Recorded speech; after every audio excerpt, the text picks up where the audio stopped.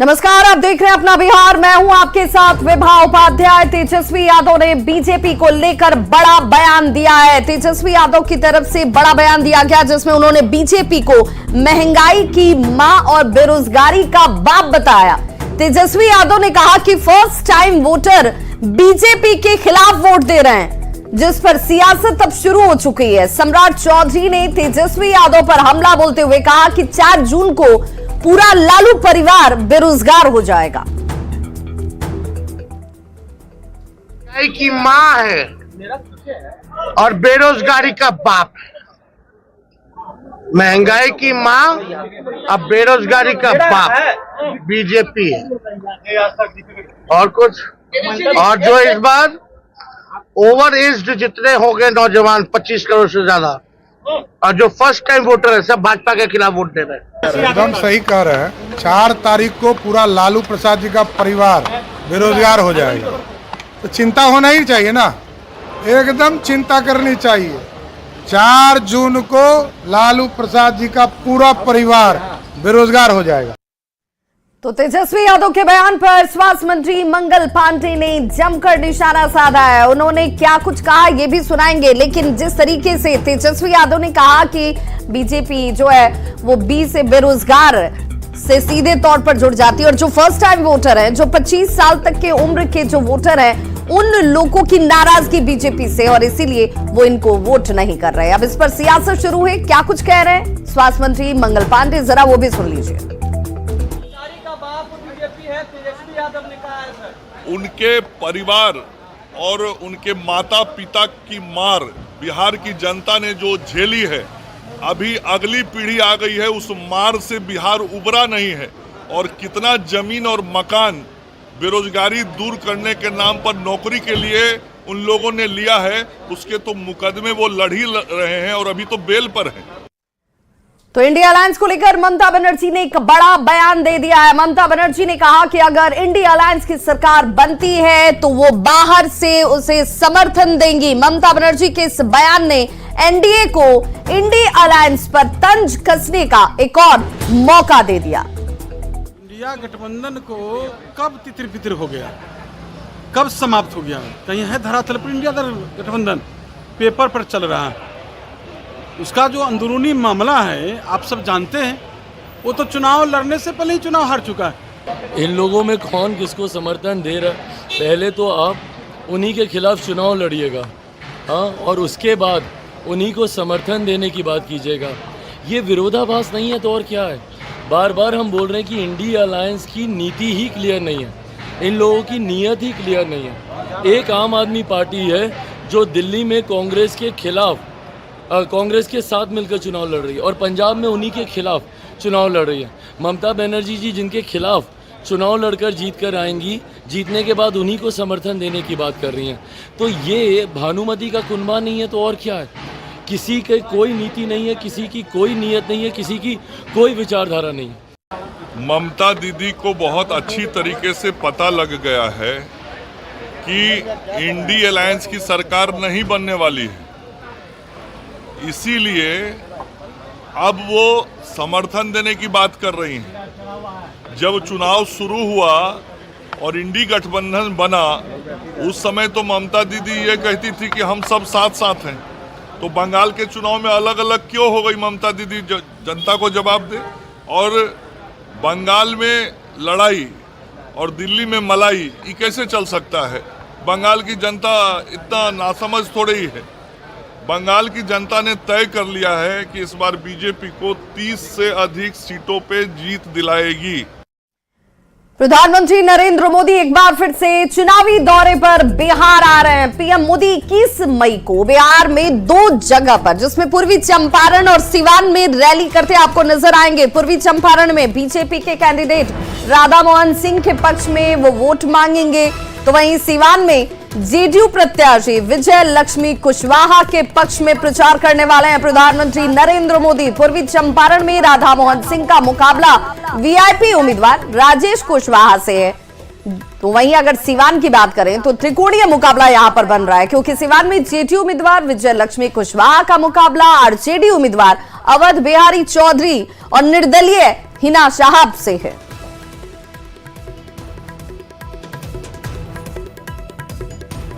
तो लोकसभा चुनाव के 5वें चरण में बिहार की 5 लोकसभा सीटों पर 20 मई को यानी कि सोमवार को वोट डाले जाएंगे। 5वें चरण में सीतामढ़ी, मधुबनी, सारण, हाजीपुर और मुजफ्फरपुर में होने वाले चुनाव को लेकर राजनीतिक दलों ने अपनी पूरी ताकत झोंक दी है।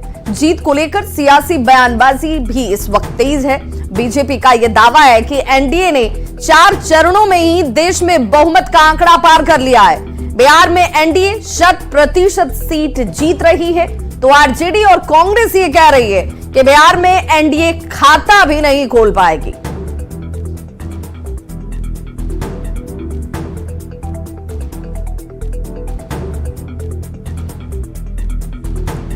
तो देखिए, ये लोकसभा चुनाव और इस लोकसभा के चुनाव में 5वें चरण में जहां पर चुनावी सभा करते हुए आपको प्रधानमंत्री नरेंद्र मोदी नजर आएंगे, वहां पर दावे अब अपने अपने जरूर राजनीतिक दलों के शुरू हो गए हैं। इंडी गठबंधन का ये कहना है कि भाई बिहार में बीजेपी अपना खाता भी नहीं खोल पाएगी। वहीं बीजेपी ये कह रही है कि इस बार जो एक सीट इनके खाते में गई थी, वो सीट भी हम 40 की 40 जीतने जा रहे हैं। के बाद देश में एनडीए 275 सीटें जीत करके पूर्ण बहुमत पहुंच चुकी है और इस पूर्ण बहुमत में 4 चरणों में बिहार ने 19 सीटों का योगदान तय कर दिया है। 5वें चरण की भी 5 की 5 सीटें बिहार में एनडीए को मिलने जा रही है। जिस तरह से 4 फेज निकले हैं और 4 फेज में जो ग्राउंड रिपोर्ट आ रहा है और जो जनता में उत्साह है, उससे तो ये साफ पता चल गया है कि चारों फेज के जो रुझान है इंडिया अलायंस की तरफ जा रही है। 4 चरणों के चुनाव तो पहले ही संपन्न हो चुके हैं, जहां भारतीय जनता पार्टी ने खाता तक बिहार में नहीं खोलेगी, ये तो स्पष्ट है। 5वें चरण के चुनाव में भी भारतीय जनता पार्टी दूर दूर तक दिखाई नहीं पड़ेगी। प्रधानमंत्री जी के ताबड़तोड़ लगातार बिहार के भूमि पर नाक रगड़ना बावजूद भी बिहार की जनता ने स्वीकार नहीं की है। बिहार सहित पूरे देश में 4 चरणों के मतदान संपन्न हो चुके हैं। 5वें चरण का मतदान होना है। बिहार की बात करें तो अभी तक बिहार के मतदाता मालिकों ने 100% सीटें एनडीए की झोली में डाल दी हैं।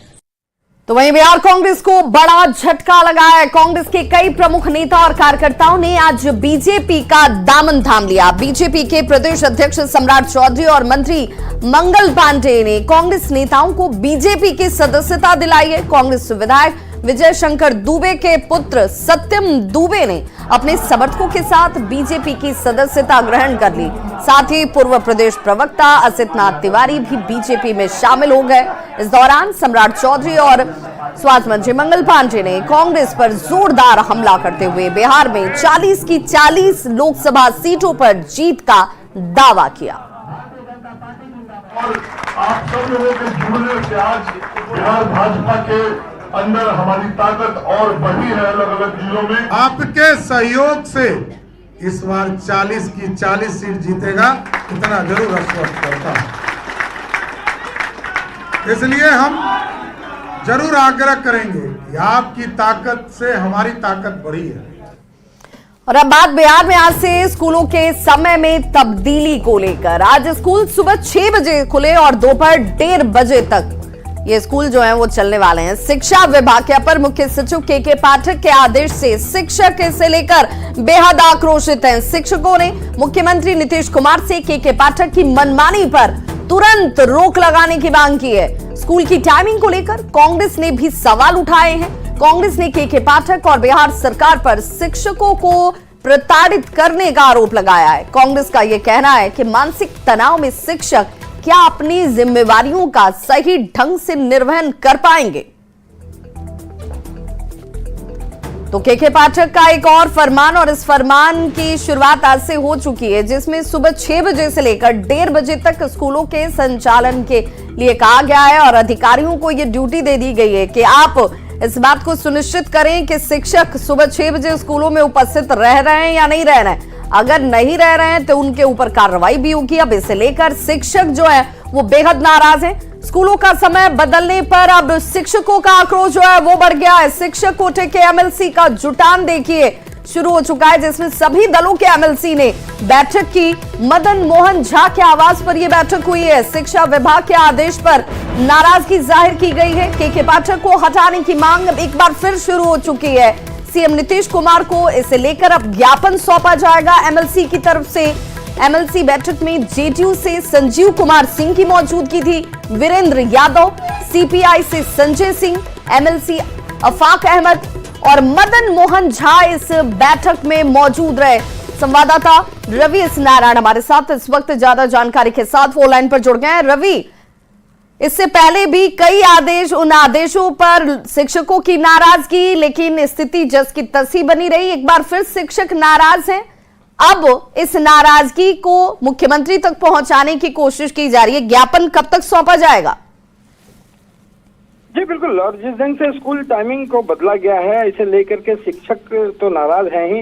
अब जितने भी शिक्षक कोटे से जो एमएलसीज हैं, उनकी नाराजगी बढ़ गई है और उनका कहना है कि शिक्षकों की बात कोई नहीं सुन रहा है। और इसी को लेकर के आज तमाम दलों के, न सिर्फ विपक्ष बल्कि आपने देखा कि जदयू के जो एमएलसीज हैं, उन्होंने भी आज बैठक की है और बैठक में काफी भारी नाराजगी जताई है। उनका कहना है कि एक अधिकारी जो है वो के पाठक है, उनके खिलाफ मोर्चा खोला है। कह रहा है कि लगातार एक के बाद एक ऐसे फैसले ले रहे हैं जिससे शिक्षक प्रताड़ित हो रहे हैं।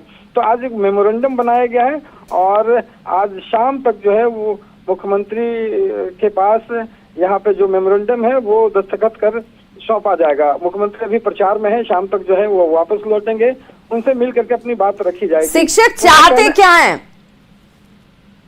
बिल्कुल, उनका कहना है कि लगातार शिक्षकों की मांग जो है वो बहुत छोटी रही है और जायज रही है। जब एक तरफ गर्मी की छुट्टी की बात बताई जा रही है कि गर्मी की छुट्टी है, वहीं कहा जाता है कि 6 बजे से लेकर शिक्षक जो हैं वो 1 बजे तक स्कूल में रहेंगे। तो इसका क्या मतलब है? और लगातार जो सुविधाओं की भी बात करते रहे हैं, उस पर भी शिक्षा विभाग जो है कोई सुनवाई नहीं कर रहा है। इनका कहना है कि जब भी कोई बात होती है, मुख्यमंत्री सदन में अपना कोई बात रखते हैं, उस बात पर भी अगर एक अधिकारी जो है मामला को अगर शांत नहीं करा पाते, उस बात पे यानी अब ये देखना होगा रवि कि अब इस ज्ञापन को सौंपे जाने के बाद क्या के पाठक अपने आदेश को वापस लेते हैं, शिक्षकों को राहत मिलती है या नहीं मिलती है, जस की तस स्थिति रहती है, ये एक बड़ा सवाल है। बहुत बहुत शुक्रिया रवि एस नारायण इस तमाम जानकारी के लिए।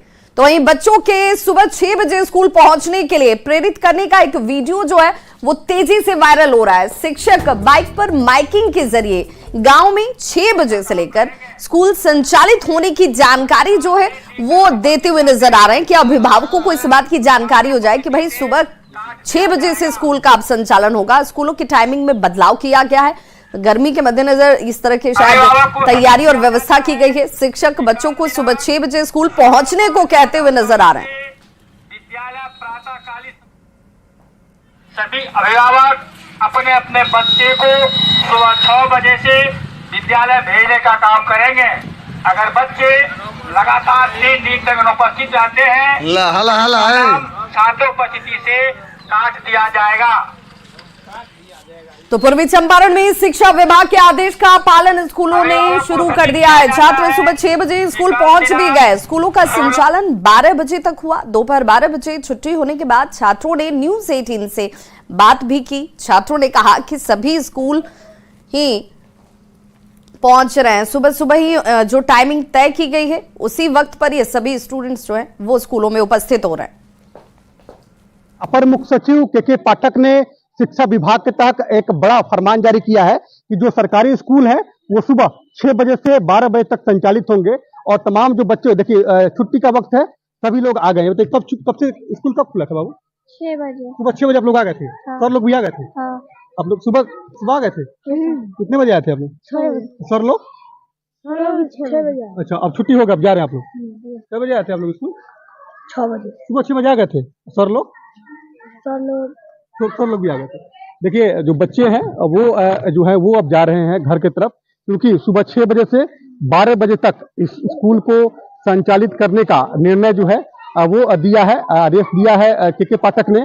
और वैसी स्थिति में जो 12 बजे के बाद 1:30 बजे तक जो है गैर शैक्षणिक काम होंगे, जिसमें पठन पाठन के अलावा जो काम होते हैं, जिसमें नामांकन का काम हो या अन्य कॉपी जांच का काम हो, वो काम होंगे। तो शिक्षा विभाग के जो अपर मुख्य सचिव हैं के पाठक, उनके आदेश के बाद पूरे बिहार में सियासत जारी है। तमाम जो नेता हैं वो भी विरोध कर रहे हैं, जो शिक्षा विभाग के जो इससे जुड़े जो संघ हैं वे लोग भी विरोध जारी कर रहे हैं, और खास तौर पर जो अधिकारी हैं वो भी अपनी नाराजगी व्यक्त कर रहे हैं, और इसको लेकर सियासत भी जम के हो रही है। तो देखिए, जो शिक्षा विभाग का आदेश है, आदेश को मानने के लिए तमाम जो छात्र हैं वो सुबह से ही स्कूल पहुंच गए हैं, और जो शिक्षक हैं वो भी सुबह में पहुंच गए थे। और सबसे खास बात यह है कि एक दिशा निर्देश भी दिया गया है कि जो भी शिक्षक आएंगे वो 6:10 तक अपनी हाजिरी जो है वो व्हाट्सएप ग्रुप जो है विभाग का जो ग्रुप है उसमें अपलोड भी करेंगे।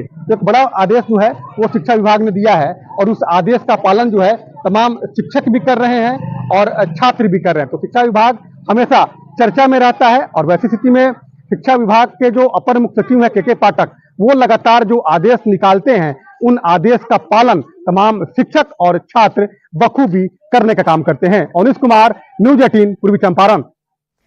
और बड़ी खबर मुजफ्फरपुर से आ रही है, जहां आयकर विभाग का छापा पड़ा है। पूर्व वार्ड पार्षद के घर पर आयकर विभाग की ये छापेमारी, जिसमें विजय झा के घर पर टीम पहुंची हुई है। विजय झा की पत्नी वर्तमान में पार्षद हैं।